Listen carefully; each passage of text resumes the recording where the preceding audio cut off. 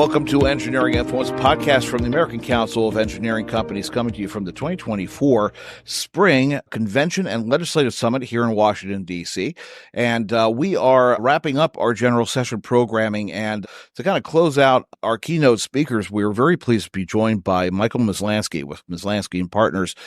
Michael is a specialist when it comes to really the words that work when it comes to talking about a very thorny subject, ESG, which really has become really a Pandora's box of approaches, feelings, thoughts, both in private lives and public sector, private sector, everywhere we look. And Michael did a really good job of trying to demystify this and try to de-weaponize a lot of the terminology. So, Michael, thank you for coming on the program. Jeff, thanks for having me.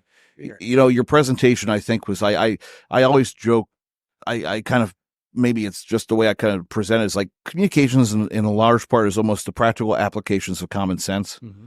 But that's trickier than you would imagine because everybody's so busy on getting things done that they don't actually take the time to think about, they don't have the luxury of time to think about the words that they're actually applying to different things. And you know, ESG has been this subject that kind of appeared out of nowhere, kind of accumulated a lot of rapid expansion. And then, to your point, in Florida, you know, when you had the situation with DeSantis and you had this actually break out into the national headlines, and you had this pushback, you know, companies who are trying to navigate this, do business, not alienate customers, but still be responsible and current to modern day trends, they were kind of lost in the shuffle. And, you know, it's a question of how do you deal with this? You know, what encapsulate kind of your view of where ESG is now and whether that even applies to the current environment we're working in. Yeah, well, so I think, you know, every company has to deal with many different stakeholders, and they can be internal or external. They can be, you might be a public company or a private company, and you have different stakeholders. They could be environmental stakeholders or not. They're certainly clients and governments, and they don't all share the same views and values. And we're living in a world that is deeply polarized. And the way that that plays out in the context of the environmental, social, and governance discussion, or the ESG discussion, is that people have very different interpretations of a lot of the language that's being used. And, you know, we say in our business that it's not what you say that matters, it's what your audience hears. Sick. And the reality is that when it comes to ESG, the right and the left are hearing very different things, depending on the language that you use. And so I love your term of de-weaponizing. We are effectively trying to de-weaponize the language of ESG by finding politically neutral language to use to communicate what it is that you're trying to achieve without making it sound political. Yeah. We have the benefit, at least in our industry, that, and I think it was brought up in the panel discussion, that a lot of the things that we do inherently with the course of business, either it's environmental work or it's public work, private work, engineers generally try to make things better just by, they're brought in to improve something. So they're not setting out to do something. It's kind of just what they do. We're not Bud Light, for example. We're not a brand. You brought up the Dylan Mulvaney example as a perfect example of really, you know, why. Really, the question is why do you think companies are doing? Let's just take it outside of our industry, but let's say Bud Light, Disney's really having an issue right now. I would say I've been following the whole thing with, you know, what Bob Iger's trying to do, and kind of now he's trying to claw back what he said, that you have these brands that were identified for a specific thing. You kind of understand that with Disney, you're getting family entertainment, pretty much innocuous family entertainment. With Bud Light, you pretty much have a brand that has been entrenched with a certain idea that you close your mind, like you said, you know what the Bud Light customer is, but they're kind of taking positive steps to try to be overtly maybe political, or they're just using more partisan or technical terms in their branding with these things. Why do you think companies are quick to do that? And do you think that's going to change now that there's been a backlash? Yeah, well, look, I mean, I think that there is a significant constituency in America that really supports these actions. Yeah. Like that really is advocating for these actions, that is pushing companies to do it. A lot of companies have employee bases that are really have really strong advocacy for all of these causes around diversity, equity, inclusion, around social justice. And so for a long period of time, these issues were things that you could advocate for and you could get a certain amount of credit for and create a certain amount of brand opportunity for, didn't have a lot of risk because the conservatives, people who disagreed, didn't really speak up. Yeah. Then they started to speak up, and all of a sudden something that really was a lot of potential reward and not a lot of risk now was a risk reward calculus. Yeah.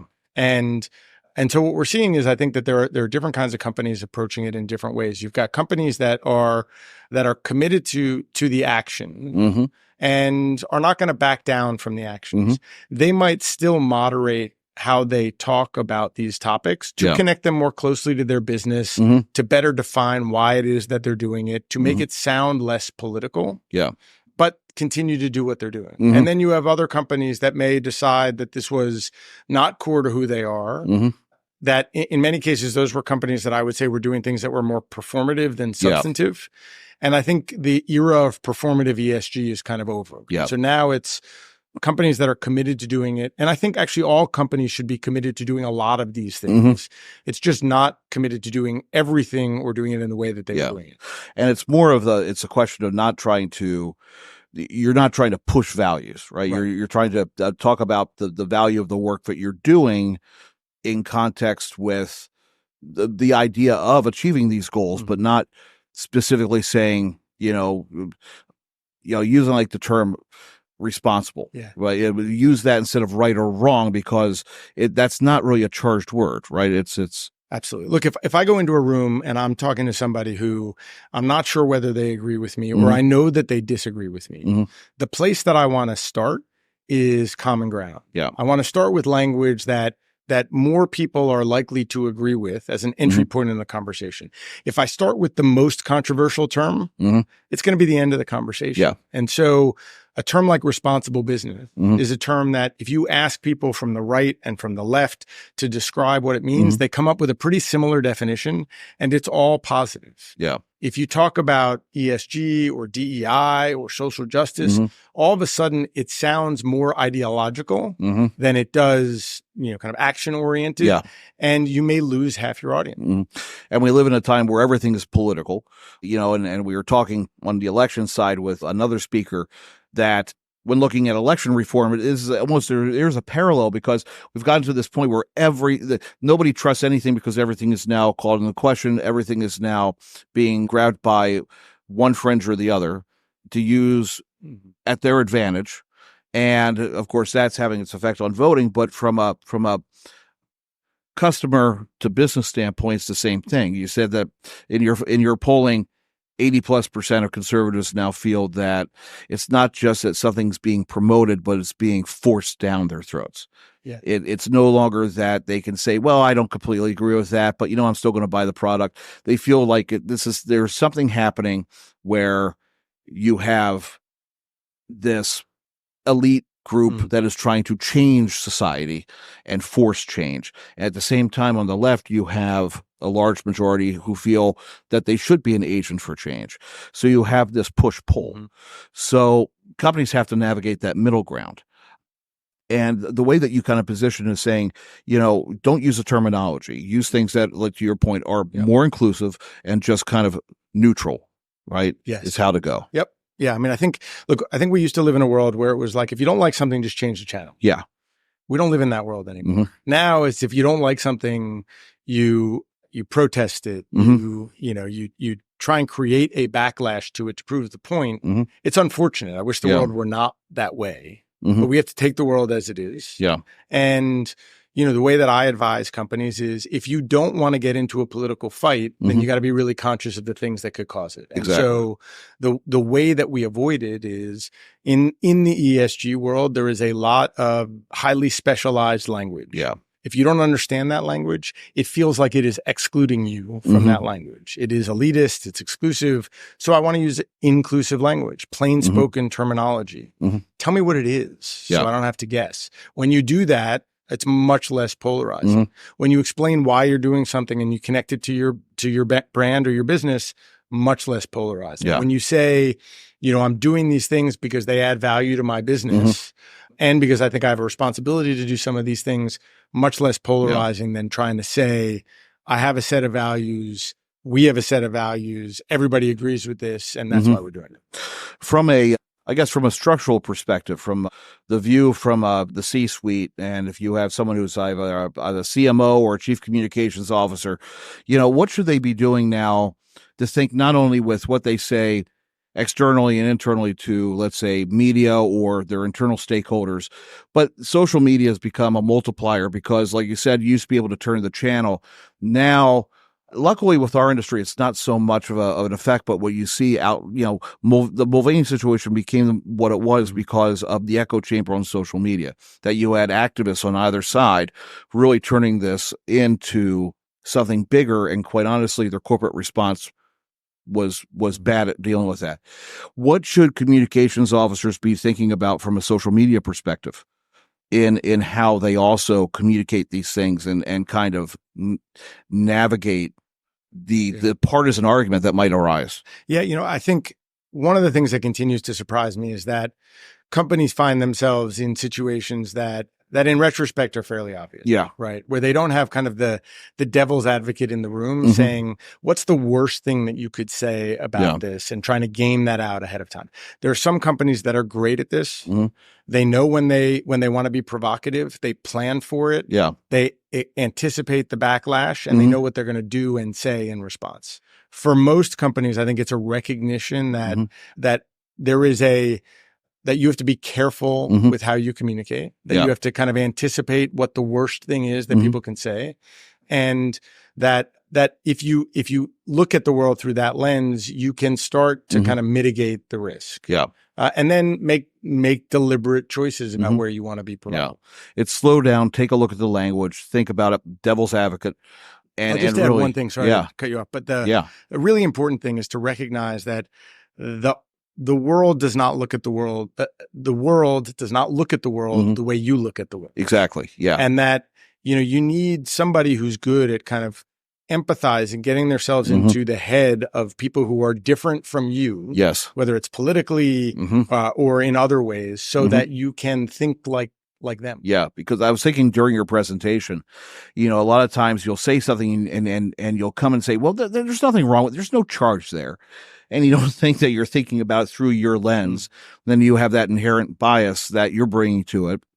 And then you kind of just fall into that trap because there's nobody there to say, well, actually, if you look on the other side, you're going to see an issue. I mean, and luckily, and I think that's a good thing for teams, have a team that's diverse in thought, and don't be afraid to allow the dissenting voice to come into the room, because that's where you can avoid a lot of mistakes and hangups. It is one of the best arguments for diversity is that if you're going to put anything out into the public, that public is diverse. Yeah.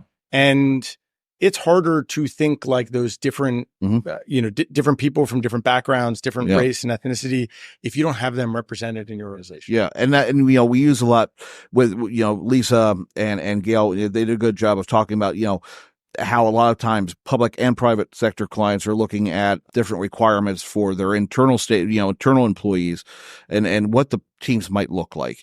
And I think there's a easy argument from the business side. And as long as we stay focused on the business side of saying, well, if we're doing work in a community that has certain demographic makeup, then, doesn't it make sense that the team working on that should also reflect that community? Don't you get the best product if it's, and there are ways to do this where you're not saying, yeah, we're pushing diversity for diversity's sake. We want to make sure that our teams reflect the communities that we serve. Absolutely. Right. And that's, and there are ways to do this where it's avoiding the politicization and doing it in such a way where you actually have a competitive advantage in the market. But it takes that time to really look at the language. Yes. So it's ESG it's a thorny subject. And the way I figure, I was talking to somebody coming up here about, the question came up in the panel about, should we have a DE&IB committee? And I was talking to this one exec. He says, we just established a committee. I'm like, it always seems like the minute that you think that you have everything figured out, the land shifts underneath your feet. And it underscores the importance of never be also so locked into a concept that you're not willing to change, right? Yeah, I mean, I think the world that we live in is one that is more defined by change than anything else. And so the notion that we're going to put in something in place and it's not going to need to adapt is it's kind of naive in the world that we're operating in. And so how do you put things in place that have the flexibility to adapt? Yeah. And I think, there again, when you DEIB is that may have started as a DEI and then you had to add B because somebody, so how do you create that kind of flexibility, that openness where you're trying to bring more people into the conversation? And often it does start with our language. Yeah, absolutely. Michael, thank you for taking the time with us. I really appreciate your insights, and I think our audience did as well this morning. Great, Jeff. Thanks. And just so everybody can find you, I mean, Michael Maslansky and Partners, you're out of New York City, but you do, of course, nationwide consultancy work. Where can some of our member firms find you online? Yes. So best place is LinkedIn, Michael Maslansky or Maslansky and Partners. And yeah, I mean, we do what we call language strategy. And so any place where that it's difficult and important to get the message right, we find the words and approaches to help you do it. Fantastic. Well, Mike, thank you again. Thank you. And again, this has been Engineering Influence, a podcast from the American Council of Engineering Companies, and we'll see you next time.